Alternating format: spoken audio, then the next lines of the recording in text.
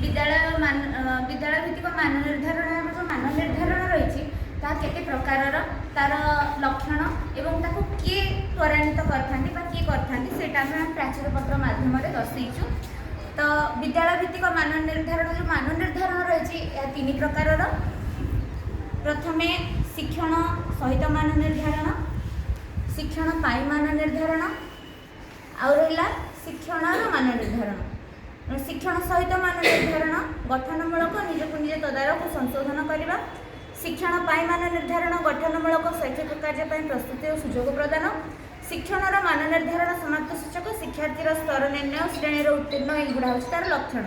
बाकी त्वरान्वित किए करते बाकी शिक्षण सहित मान निर्धारण करते कमटी छात्र छात्री शिक्षार्थी मैंने निजे करते।